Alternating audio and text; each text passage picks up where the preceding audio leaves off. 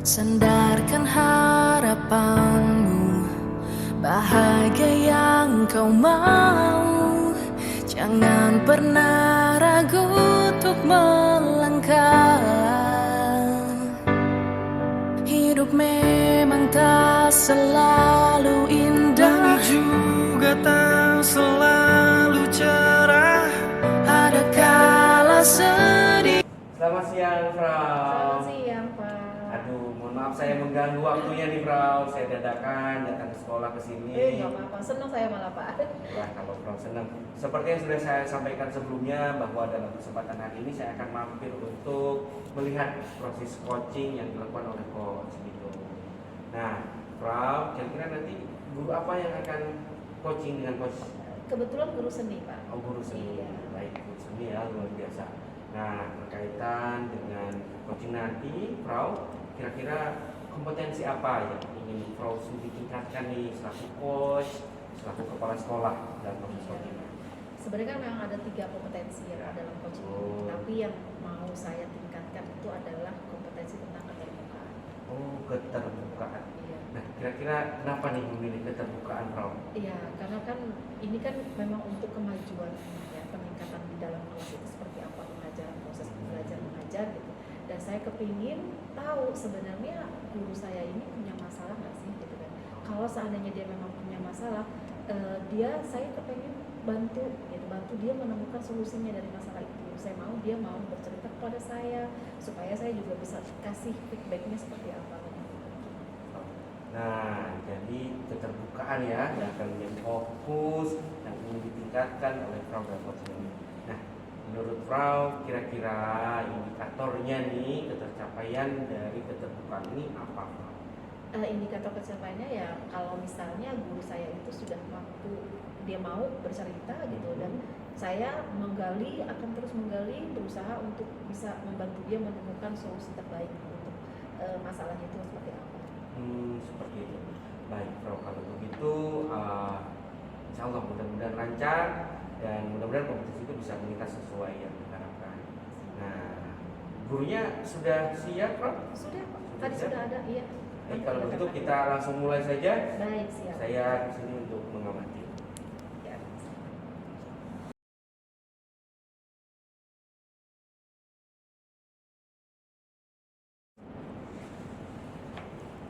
Selamat siang, Pak Alex. Selamat siang, Bu.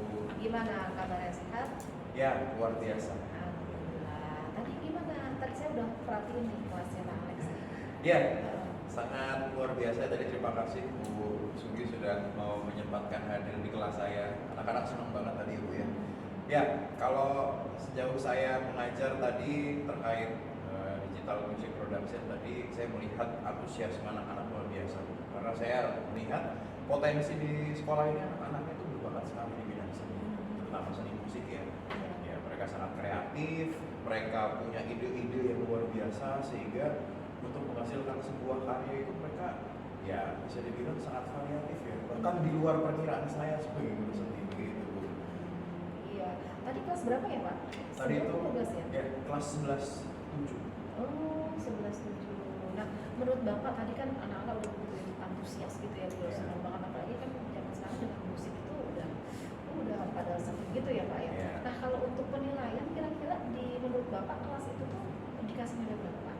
Ya, kalau range yang mungkin 1 sampai 10 ya saya bisa kasih 8 sih Bu, menurut Iya. saya.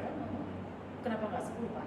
Tadi saya lihat kayaknya di kelas tuh udah ini banget, anak-anak udah antusias banget, udah semangat banget. Ya, kenapa kalau memang dilihat dari segi kemampuan itu saya tidak mempermasalahkan itu ya dari anak-anak 11-7 karena mereka sangat luar biasa, bertalenta sekali.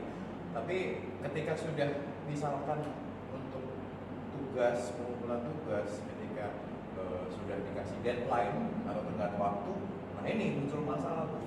Mereka dari 40 anak mungkin yang mengumpulkan on time itu hanya 15 sampai 20 lah gitu. Maksudnya tidak sampai setengahnya Bu. Gitu. Udah dianalisis, Pak, itu kira-kira penyebabnya apa ya? Ya, kalau dari saya sendiri sudah bertanya di beberapa anak yang memang bisa dibilang belum ya, termasuk di bagian yang belum menentukan. Mereka ini bermasalah dengan mereka merasa nggak pede dengan kemampuan mereka. Ada juga yang bilang bahwa mereka ini sebetulnya apa ya, cenderung terpaku dengan teori musik yang menurut mereka nggak mampu. Jadi saya melihat mereka ini karena beranggapan kalau aduh teori musik yang sebelum materi ini ya Bu ya, teori musik yang saya berikan itu mereka merasa terlalu sulit Bu. Jadi ketika untuk membuat karya mereka terpaku pada materi tersebut sehingga mereka nggak berani untuk apa ya, untuk membuat sebuah karya. Padahal sebetulnya kan teori itu hanya untuk membantu. Nah mereka permasalahannya di situ. Gitu. Terus rencana Bapak atau ada tindak lanjut lagi? Ya, sejauh ini memang saya baru berencana, tapi memang belum saya aplikasikan ya Bu ya. Saya mungkin berencana akan ada dua opsi. Mungkin saya bisa mengulang materi sebelum produksi ini, artinya saya menjelaskan lebih lanjut lagi terkait teori dasar musik begitu ya, sehingga mungkin bagi anak-anak yang memang merasa belum mampu, mereka sendiri merasa belum mampu untuk menguasai mungkin dari melodi, chord, itu mereka bisa sedikit mereview apa sih bagaimana penggunaan chord, bagaimana penggunaan melodi yang baik seperti apa. Ya itu opsi pertama. Kemudian opsi kedua juga saya akan apa ya, bisa dibilang menyempatkan waktu di luar mata pelajaran, di luar pelajaran saya untuk membimbing mereka yang bisa dibilang mereka masih merasa belum sanggup begitu. Bagus sekali Pak itu rencananya, idenya bagus ya. Rencananya kira-kira kapan Pak mau bisa dibilang? Ya saya mau melihat dulu dari seluruh kelas ini dulu ya Bu ya. Artinya kan saya mengajar dari kelas 11.1 sampai 11.7 ini. Saya mau melihat bagaimana perkembangan mereka ketika sudah dapat memang ternyata ini masalahnya di motivasi mereka atau di mereka kurang sanggup untuk mengikuti pelajaran, ya baru saya akan mulai kemungkinan 2 minggu lagi. Oh baik, semoga semua berjalan lancar ya Pak ya. Iya baik. Baik, terima kasih Bapak. Terima kasih banyak Bu Sugi. Ya. Mas, sesi 3.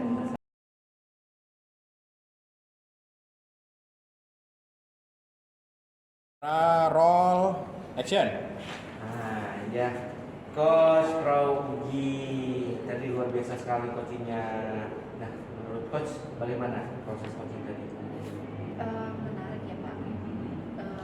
Karena saya senang banget dengan adanya coaching ini, jadi saya tahu sebenarnya masalah dari guru saya itu ada nggak sih ya, apa sih gitu. Dan saya bisa ngapain nih sebagai kepala sekolah gitu kan.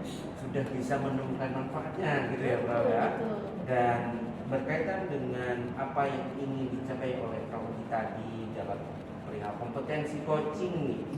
Apakah ini menurut Bro sudah berkembang atau merasa belum puas dengan perkembangannya, bagaimana Bro?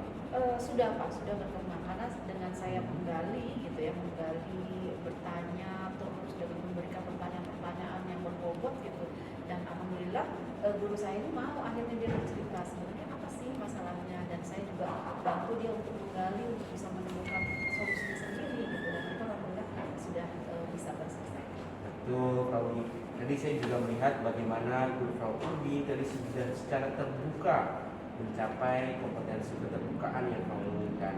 Dan Progi dalam konsep coaching ini, menurut Progi yang membuat coaching ini merasa perlu itu pada bagian apa? Perlu untuk terus dikembangkan. Yang pasti ya pada bagian pada saat saya sebagai coach kepala sekolah itu bisa memberikan sedikit masukan, sebenarnya bukan masukan tapi memberikan bantuan untuk dia itu bisa menemukan solusinya sendiri. Nah, jadi semacam pancingan supaya dia bisa mendapatkan solusi atas permasalahan itu, betul-betul. Progi dan melihat apa yang tadi terjadi, saya rasa memang itu diperlukan oleh guru kita. Dan Progi selaku kepala sekolah, saya sangat berharap ini menjadi sebuah agenda, sebuah program yang berkelanjutan. Itu Progi sendiri kira-kira punya rencana mungkin berapa kali sekali untuk coaching terhadap guru-gurunya? rencana saya sih 1 bulan sekali ya Pak, karena saya pikir dengan 1 bulan sekali itu biasanya Bapak Ibu bentuknya sudah beralih tema nih, sudah beralih tema. Babnya. Karena babnya sudah berbeda, jadi saya pikir setiap itu ada, kalau misalnya ada sesuatu yang misalnya ada masalah apa, saya berharap guru saya mau pergantian modul atau mungkin pada saat proses P5. Iya. Betul Frau Ugi. Nah, Frau Ugi, ini mungkin apa yang menjadi harapan saya juga bahwa proses coaching ini bukan hanya menjadi sebuah seperti supervisi dan sebagainya yang mungkin menjadi kaku, dan sama seperti yang kita ketahui bahwa keterbukaannya, kenyamanannya justru inilah yang saya sangat berharap Frau Ugi mempertahankan ini. Betul Frau Ugi, dan saya sangat percaya guru muda seperti Pak Alex tadi ini ketika kita apresiasi, ketika kita gali, dia akan secara terbuka, dia akan secara lebih inovatif lagi dalam proses pembelajaran.